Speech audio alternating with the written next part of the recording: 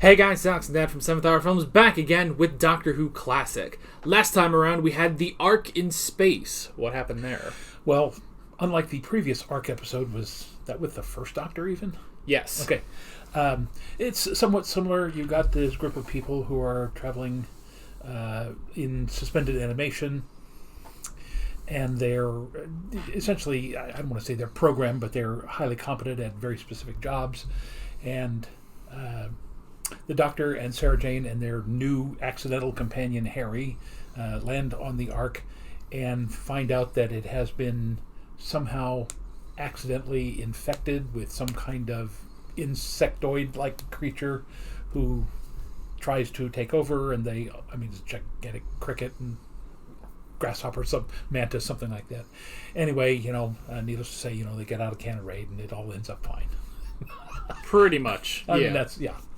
And then at the end, for some reason, they've just decided to beam down to Earth, which I guess they were next to the whole time. So they decided to beam down ahead of them, and that's where we're leading into today's episode. This is the first two-parter since season 1, isn't it? I think so. Because there was that one-off episode. Yeah. But there's been no other 2 episodes. Right, yeah. Yeah, so I don't know why this is only 2 episodes. I'll be very curious how they get this story done in 2 episodes. Yeah, we've been talking about it's nice having 4-parters because, it's everything done in 4 nice episodes, but how do you get things done in a 2-parter? Despite the fact that it's just the same length as a normal modern Doctor Who episode. Yeah. So, yeah, not sure, but we will find out. I also meant to mention that if I have the schedules right, next week there will not be a new episode of Doctor Who Classic because we will be going on a vacation. Oh, yeah. So to New Mexico. Yeah. We talked about it so much over the Planet of Spiders thing that we kind of got the idea to head down into southern New Mexico for a week. Yeah, it's brilliant. Between that and we're currently trying to go through Breaking Bad. I'm trying to get them through Breaking Bad. It hasn't gone so smoothly. Wow, it's just incredibly slow. I mean, it's a fascinating story, but what takes them 6 hours to get through, any other normal series could have done in 2 episodes. I mean, it's very slow. And when you look at it, you don't see how it's sustainable. Unless these episodes are supposed to be literally 1 hour right after another, right now we've gone through 2 seasons, and the wife is still pregnant. She's got a 24-month pregnancy here, and that just it strains the credulity of the audience, in my opinion. Yeah. As reference, we only just got to Saul Goodman's first episode, so. But if you are a fan of Breaking Bad and also Better Call Saul, there are reactions on this channel that you can go watch. I reacted, the beginning of Breaking Bad is a little hazy, that first season, for weird reasons, but season 2 onwards, I've got reactions for those, and I'm currently going through Better Call Saul right now. So, just the other day I started out the 4th season, which is, things are getting pretty crazy, and I'm starting to think that you may have enjoyed Better Call Saul a bit more. It's a bit funnier. It's a bit... I suppose things happen a bit more in more episodes. Yeah. So, oh well. It's too late now. Anyway. So, this has nothing to do with the Sontaran experiment, which is the episode we're doing today. I love the Sontaran. Yeah. So, but yeah, next week, no new episode. Though I think technically... we'll have to make a decision on when we record the first 3 of Genesis of the Daleks here, because we may still record those before we go on vacation anyway. That's true, yeah. So, because we're not leaving till Sunday, and we usually record on Saturdays. Right. So, unless we just do it afterwards. So, either way. I don't know. Anywho, let's find out how they pack a story into 2 parts. Let's just go ahead and jump into this one. Doctor? Yes? I can see you're busy, but what about Sarah? Sarah?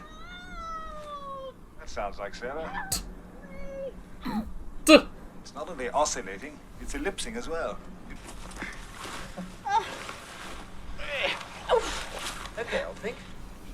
sorry, I'm not a thing. Doctor says it's the refractors. Is he? Ow.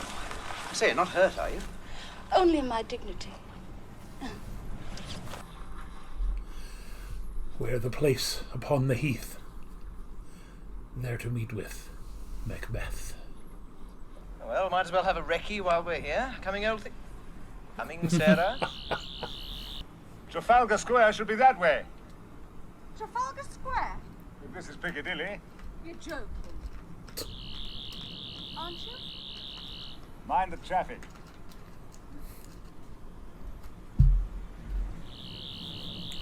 So this is still in the future. Yeah. There are no hills around Piccadilly. Well, there's new hills since the solar flares. It's like 10,000 years in the future. Doesn't seem like Earth at all. I don't know. Nice and tidy, anyway. No lolly sticks. It's not what I expected. Well, it'll all change when they get down from Nerva. Their animal botanic section's packed with stuff.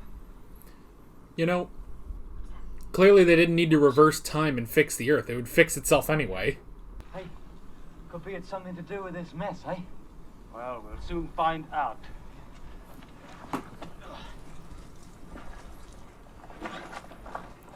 I mean, I guess it makes sense that other humans got here a little quicker.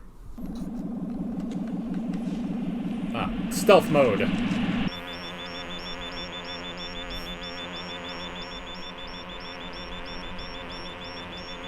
like the way it can move up and down.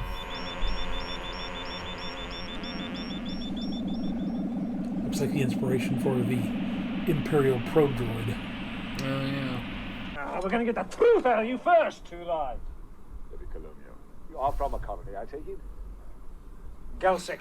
Of course, on Nerva, they know that various colony ships left Earth. They'll be delighted to know that they're not the sole survivors of the human race. I'm sure they would love these guys. What do you mean? I'd say it's not a product of human technology, eh? You're a freak! Well, that's beside the point.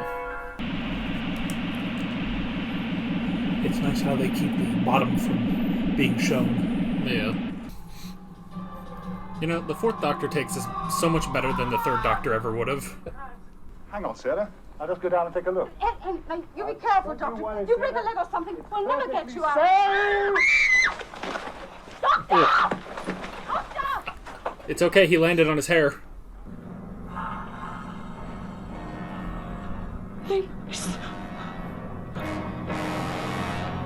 Not quite.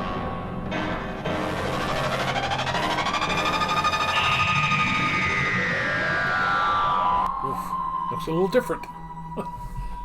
I mean, it's obviously a different character, but he doesn't look as green and slimy. Yeah, well, I was gonna say he needs to get out in the sun a bit more often. Get some moisturizer on him. Yeah, get a tan, you know. What's that wonderful song by the Beatles? Standing in the English garden waiting for the sun, but if the sun don't come, you get your tan by standing in the English rain. They rust. You know, it's really interesting how, you know, it's like, well, we're supposed to be in the middle of England, obviously, just, you know, 20,000 years in the future or whatever, and I like how it's like, oh yes, just over there is Trafalgar Square, but there's nothing, absolutely nothing left of our civilization, which makes it very easy to just go out into the countryside and film that on some rocks or whatever. Yeah.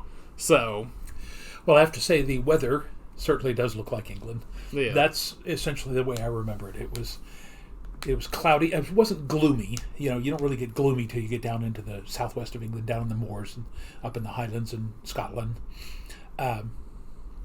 Craig Ferguson, Scottish comic, used to make a joke about how in Scotland damp is a color. Yeah. I like those pants. Do you have them in damp? But that's, again, that kind of cold, misty, somewhat cloudy, somewhat sunny day. That's the way I remember England perfectly. Yeah. Well, I remember on the show, The Grand Tour, they were doing a drive through Scotland, and just immediately, within 20 minutes, raining and cold. And one of them said, presumably the police can't say you're nicked, sunshine, because nobody knows what that means here. So, Well, I only found out later why it rains so much there in England and in northern France. But you may vaguely remember this from the world history class. There's this gigantic ocean current that goes clockwise around the Atlantic, the Gulf Stream, and it picks up warm air, moist air down by the equator, and then it brings it up along the northern coast of South America, all through the Caribbean, east coast of the United States and Canada. Then it goes across the southern tip of Greenland, which is the only ice-free area. It also goes across Iceland, which is one of the reasons why Iceland is ice-free. But as it finally starts to cool down over the British Isles in northern France, that's where all of that moisture condenses and turns into rain. So it rains, I used to tell people, it rains at least once a day, 9 months out of the year in England, and then it snows once a day the other 3 months. Now, that's an exaggeration, of course, but it does rain quite a bit more over the British Isles, especially in Ireland, because they're further west, and northern France, simply because that's where that last little bit of moisture condenses and falls. yeah. I feel like it really fits the British people, too. Well, of course, they've grown up there. They have Yeah. adapted their entire culture to that climate. They're gloomy people. No. No, again, having come of age, basically, in Great Britain, your mother always tells me that I really have a thing for British women. You know, the ruddy complexion, curly hair, a lot of it red or blonde. So it's just, that's... I do not consider the British to be gloomy people at all. Again, if I had any other place to live other than the United States, I would go back and live in England. It was just a lot of fun when I was there. All right, then. I guess we might as well pop on over into part 2. So I guess, theoretically speaking, these 2 episodes are a continuation of the Ark in Space. Technically. So technically this is a 6-parter. This is just the Sontaran experiment of the Ark in Space. Yeah.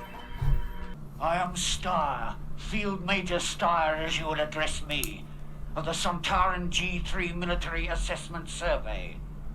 And your opinion of my looks is of no interest to my program. Female, number 1, first assessment. He doesn't have an expressive face like Lynx did. Yeah. You as a female are far more interesting. Ugh. And soon That's I not will have something the you wanna rest hear. of your companions.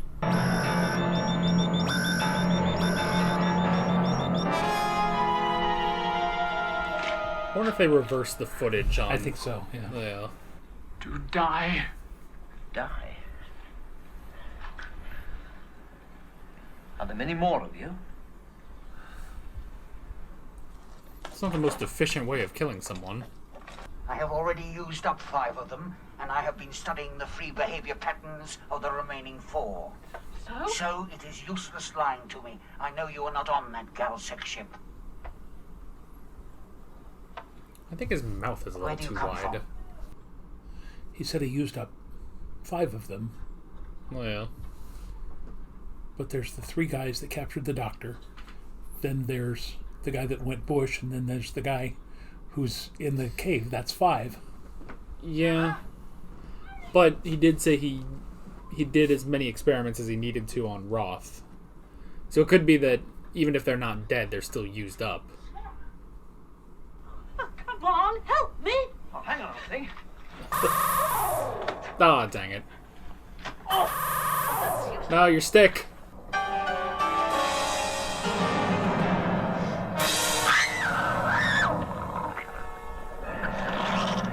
Yeah. Very touching. You unspeakable abomination. Oof.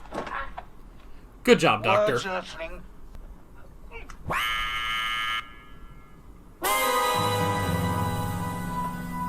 Worm.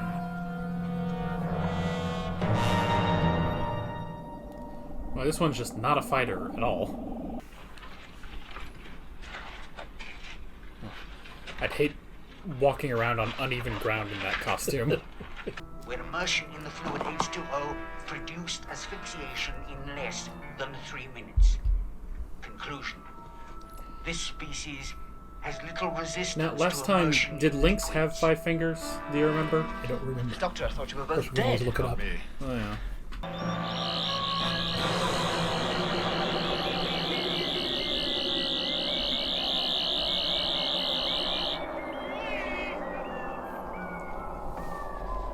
He needs to do that more often.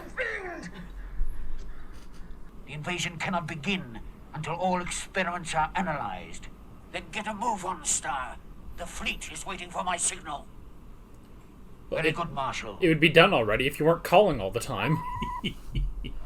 They're our slave class, the lowest form of human intelligence. You lie! Do you think those puny creatures could conquer half a galaxy? No, Star. I represent the true warrior class. Yeah, you look like it. Evaluate me if you dare.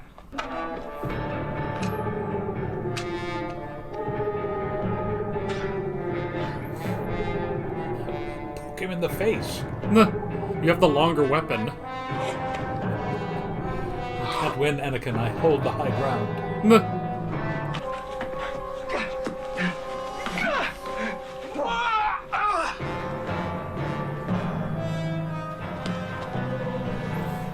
I feel like this is a leftover Pertwee script. But they didn't have Pertwee's choreography. You're weakening, Star. You're weakening. Am I?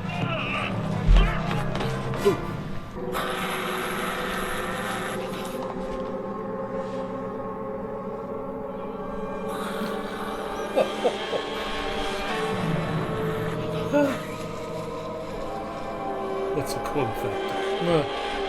Being crushed by Earth's gravity.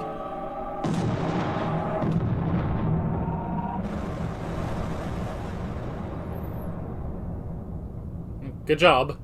Sontarans, as I told you, sometimes need to feed on pure energy. And by removing that, you altered things slightly, and the energy fed on him. That's taking care of one of them, but what about the rest of the invasion fleet waiting to blast us out of the galaxy? Yes. Well, I'll just attend to that. Well, they're going to be on hold for a long time. We shall utterly destroy you. Not today, thank you.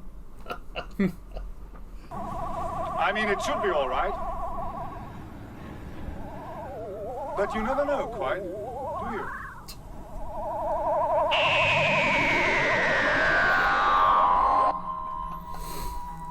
Alrighty. Now, just for a moment, go back to, if you can, to the first Sontaran. I just wanted to get a good look at Lynx's face. The original? Yeah. Alright. We have to go back to a... Head back to season 11. Well, I guess it just is because of the flesh tones. It looked like... I remember it being a lot more flexible, that you really could see the emotions in his eyes and everything, but I guess it's just the difference in the way they painted it. Yeah.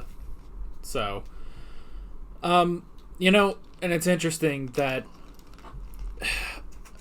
if I remember correctly now, Genesis of the Daleks opens with the Doctor and Sarah and Harry being whisked away from the TARDIS by the Time Lords to Skaro. So it's still sort of continuing on from the Ark in Space and now the Sontaran experiment. So, which I guess Terry Nation's kind of used to that. He's an old school Doctor Who writer, and he had to do that a bit with one of the episodes. I don't remember which one. Now, did Terry Nation write Genesis of the Daleks? I'm pretty sure. Oh, okay. So, although I've heard conflicting reports that while it's his name, it may have been a bit edited by some of the script writers. So, it may not be just a typical sole Terry Nation script. Well, I may have mentioned this. I'm currently doing that with the script that I'm going to be directing. It's Brian Hooker's translation of Edmund Rostand's Cyrano de Bergerac, which is a very, very long piece. But, a lot, like Shakespeare, on occasion, a lot of the stuff is simply repetition of a theme. You can say in 6 lines what Rostand originally took 18 lines. So I've been, over the past 2 weeks, going through and just cutting down to the essence. So I'm trying to get the show down to about a 2-hour running time. Yeah. So yeah, and I don't know. Yeah, I don't know like how much of it for Genesis is Terry Nation and how much is other writers, but but still, I mean, at the very least, I do remember Genesis being a good episode. Yeah. So we'll get to that in 2 weeks or whenever. It'll pop up at some point. Also, for anyone curious if we're also going to be watching a modern episode with Genesis, I'm going to say probably not. I think we might just let that rest with the Third Doctor's era. So, the only thing would be if, and this would be a long way off, but if we did another, if we rewatched an episode and then we watched an episode with the 14th Doctor. But that is, very far away. I don't even know if they're filming yet. So I don't think so. Yeah. So yeah, but that would be much in the future, but that would probably be the only other time we would do a rewatch. So, anywho, the Sontaran experiment. Well, that was interesting. It was nice. It was concise. Yeah. Doing that in 2 episodes. It worked, and it works with, just sort of expanding on the Sontarans even just a little bit. So, and again, I really liked the original actor who did Lynx because he wasn't quite so militaristic as Steyer is. Steyer is more of a standard kind of villain, whereas Lynx was really kind of interesting, especially the fact that he had gone back in time. He was in the medieval times and was using the technology of that time period, which made it much more fascinating. Whereas this guy is just here going, I have control over these people. I can kill them. I'm doing all these horrible experiments on them to find out their physical limits. And again, 2 episodes was fine, but it didn't give him a chance to show off his personality. Yeah, I mean, there are definitely, I'm trying to think of, what that could be like in Star Trek, where you have a sort of a species where it's like, well, if you just get an average person of this species, that's fine, but then you get, more interesting people within that species. And you're right that Lynx was definitely more creative, I guess, and this guy, Steyer, was just more standard military, which I guess honestly that's why he was beaten so easily in 2 episodes, because he wasn't that sort of out of the box thinker. He was just doing some experiments basically, and all honestly kind of basic experiments when you really stop and think about it. So yeah, it works as a Sontaran story, but you're right that Lynx was definitely the more interesting character. And it seems to me that if they can kill everybody with the guns and with their little, flying robots there, the little probe droids, why do they need to know that, they can be starved to death? They can die of dehydration. They can die of being crushed. They die when they're put underwater. I mean, if you got the guns, just blast them. Yeah, it does seem a bit odd that this entire invasion fleet is held up waiting for this last report, and it's like, well, okay, I understand that, but at the same time, I mean, this is also, what is this now, the 40th century, I think, because the Ark was made in the 30th century, and now it's 10,000 years later. Yeah. So it's the 40th century, and humans have been at war for a long time in space, you never see these kind of experiments with the Daleks, the Daleks just go in and kill, and if that doesn't work, kill them harder, so it is kind of interesting that this entire invasion fleet is held up waiting for this report on something that probably wouldn't come up too often in a space conflict anyway. Are you going to, just sit there for 7 days? I mean, I guess if you're maybe planning a siege, I can understand that. But at the same time, I guess there's also just the fact of well, wouldn't this information kind of be readily available? You just sort of, space Google what, the makeup of a human, Yeah. So, and that's the thing. If this were 4 episodes, I don't think it would go to 6. But again, if there was much more of a balance between the Earth people and the Sontarans, then that would make sense that he's down trying to find out what their weaknesses are. If the Earth people had weaponry, technology that could kill the Sontarans, then they'd want to know what is it that we can use to our advantage. But here, he seems to have overwhelming power over these people. So, militarily speaking, it makes sense just to blast all of them and invade the rest of the planet. Right. Well, and also just the fact that, it's sort of a weird thing that, you have the people on Space Station Nerva who are, 10,000 years out of date, but they seem way more put together than these sort of bumpkins that have apparently, accrued an empire across the galaxy. And I guess, they're just the sort of standard blue-collar workers who had to come back to Earth, but it's like, how strong is the Earth at this point? How strong are the humans at this point? Now, did they ever mention what GalSec stood for? Because I'm assuming that's Galaxy Security or something like that. Maybe. I don't know. I don't think they ever said specifically. Yeah, Galaxy Security Forces. But yeah, they've come back to the home planet, despite the fact that they now have these colonies everywhere. Yeah. And again, the Sontarans are basing it on this tiny little group here, and not some other larger and more technologically advanced colony somewhere else. Yeah. Again, that's not to complain about this episode, because in and of itself, it's a self-contained episode. It works very well, but it does again raise questions. Why didn't they take this further? The Sontarans are an interesting new villain. Yeah. Because unlike the Daleks, who are again just the killing machines, as are the Autons, this is a group of people who are just as flawed as Earth people, and it would make an interesting arc, even a seasonal arc, as to how these two different groups, almost like the Draconians, it would be even better if it had a three-cornered war where you have the Draconians and the Earth people and the Sontarans all trying to meet at the galactic buffer zone there. This is kind of like the Klingons and the Romulans and the Earth people, the Federation. Right. So anyway, that seems like something they could have at least dropped a hint at here and then developed it later on. But my understanding is the Sontarans don't come back until New Who. Is that correct? I don't remember if they have any more in classic Doctor Who. I think they might, but I don't know. I'm not sure if they do.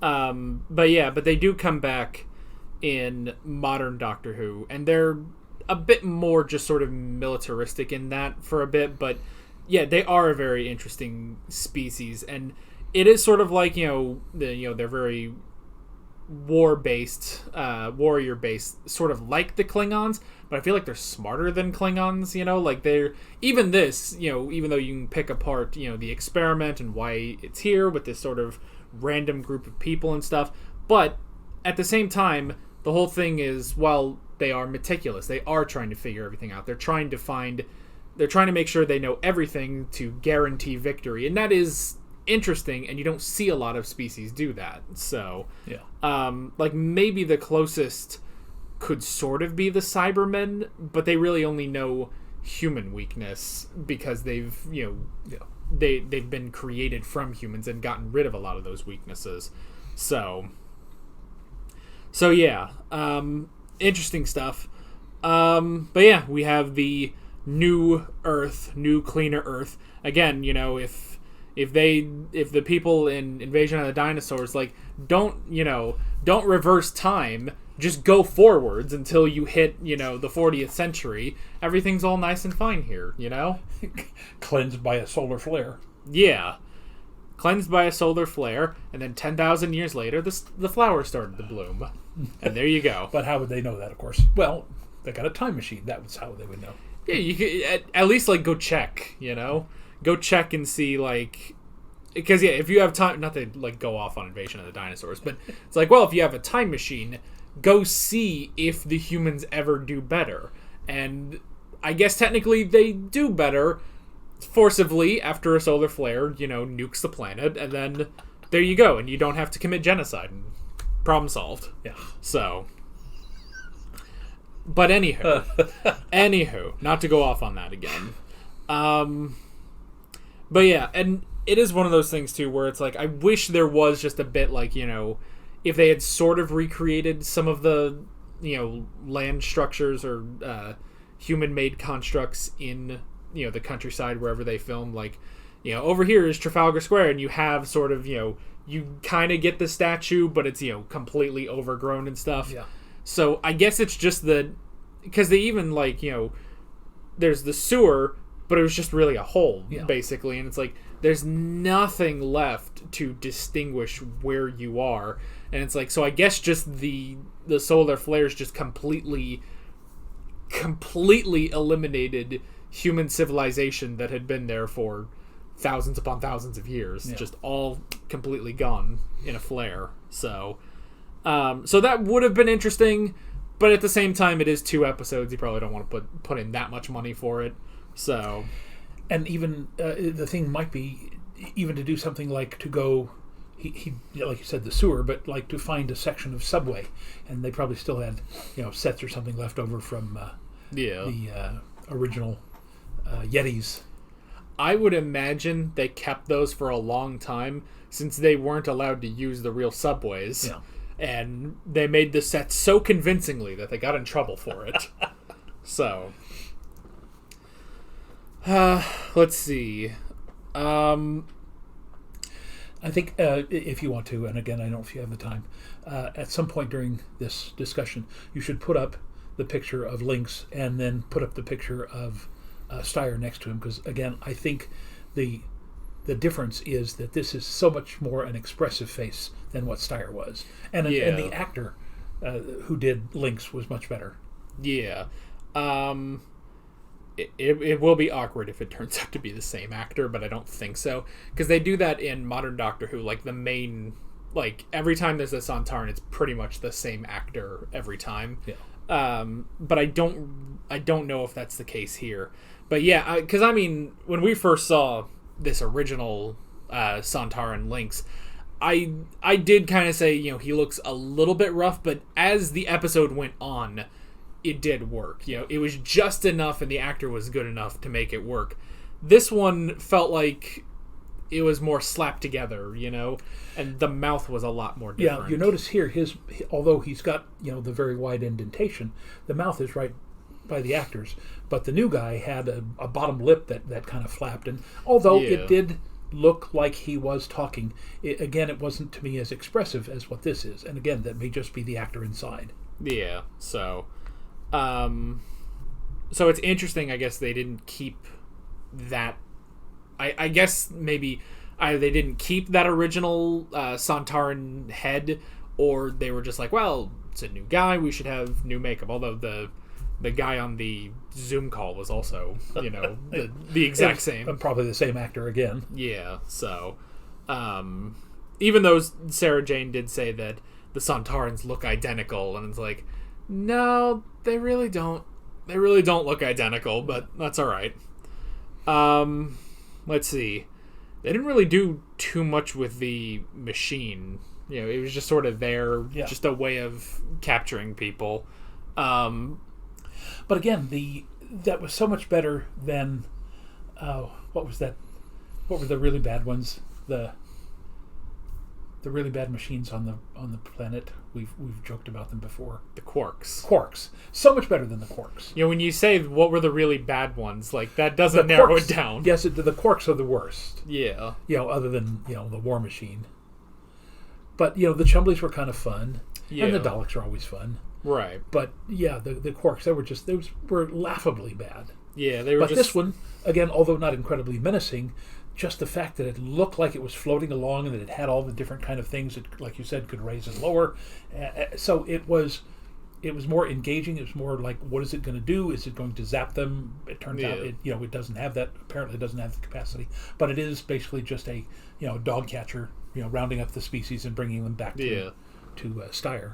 Right, and it's also just the design almost looks like another insect. It kind of had like 2 things up top, and it had the little, whisker basically, and just sort of the way it moved. It was very insect-like. Yeah. So, so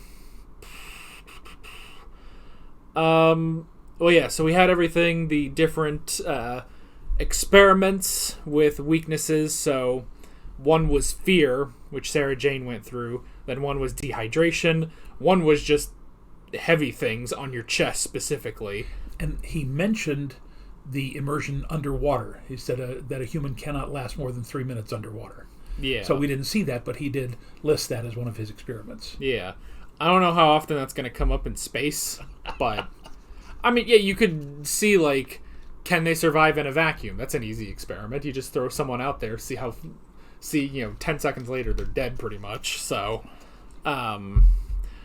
unless that was supposed to be, like, if it is how long can you hold your breath, maybe that's it. It's like, well, if I, put them in water, they can't breathe, so that could translate to being thrown out into space, I guess. So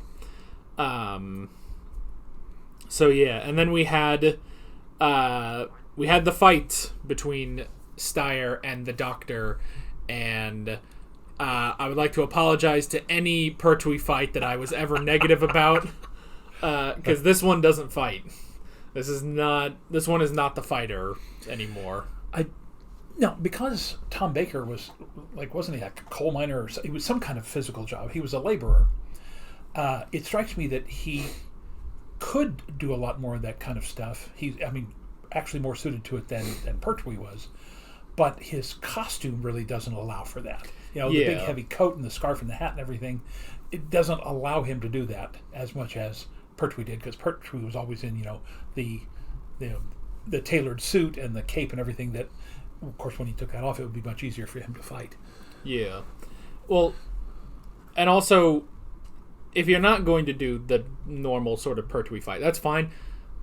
You could get sort of goofy with it. Like, you could use his stupid costume to your advantage, Figure out some weird trick shot with his scarf, It's ridiculously long for a reason, so you could do that, Put it around, you whip it around his ankles and knock him off his feet.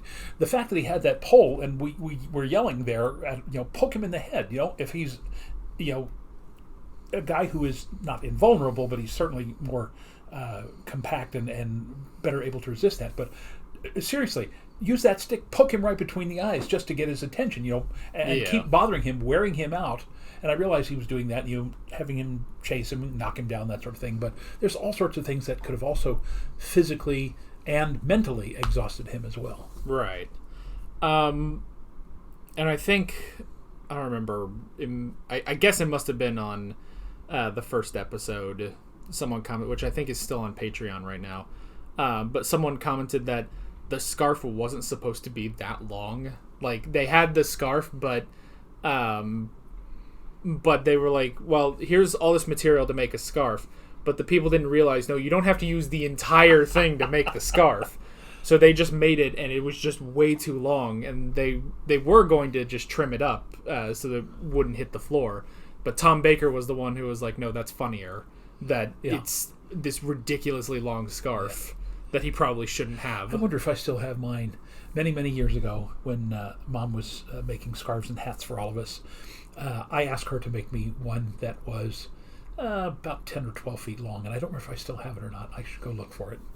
But it's not exactly like Tom Baker's, but the idea was that it would wrap completely around my neck twice and then hang down just below my knees. Yeah. So yeah, they should do more with that scarf in combat, Oh God, it kind of use it like Indiana Jones's whip or something, So, and then just the whole thing at the end of the invasion that's just going to be just sort of sitting in the car parking lot just waiting forever. And he didn't sound very menacing. The Doctor didn't. He just said, hey, if you cross the barrier, you're going to get your butts kicked.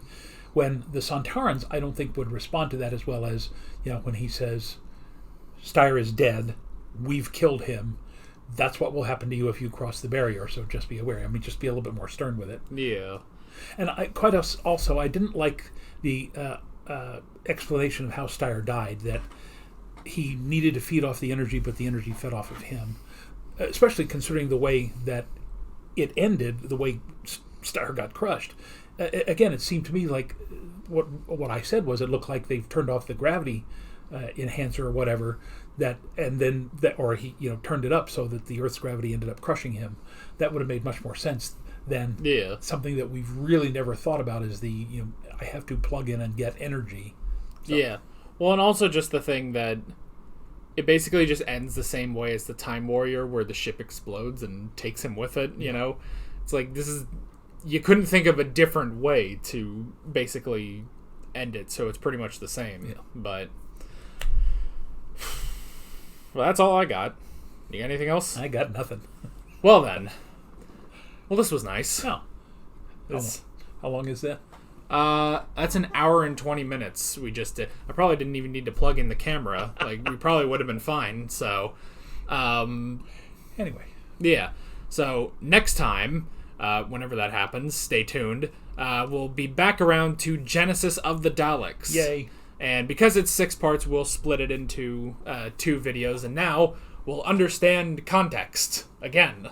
So yeah, we'll look forward to that one. Because that was really interesting, and that will complete our original run, basically, when we first did that batch, basically, of it was the Daleks, Tomb of the Cybermen, Terror of the Autons, and then Genesis of the Daleks, that original batch of 4 episodes we did. So, and then eventually, so what else? After that, The Deadly Assassin, I remember, is in season 14. And then we've got about a 5-season break until we get back around to Kinda. So, that was the original we're wrong about this episode. Before anything else. Before Invasion of the Dinosaurs, before Power of the Daleks, it was Kinda. That was a mess. The less said, the better. Maybe it will make sense in context. Maybe it will. Maybe. Probably not. Anywho. But that is basically it. With all that being said, we're Alex and Dad from 7th Hour Films, and we will see you guys next time. Take care. Alright guys, thanks for watching this video. There's a bunch of links on screen if you want to go click around to any of those. There's a playlist for all of our Doctor Who classic reactions, as well as another playlist for all of my modern Doctor Who reactions. There's also a subscribe button and a Patreon button on screen, as well as other links in the description if you want to go check out any of those. See you guys later.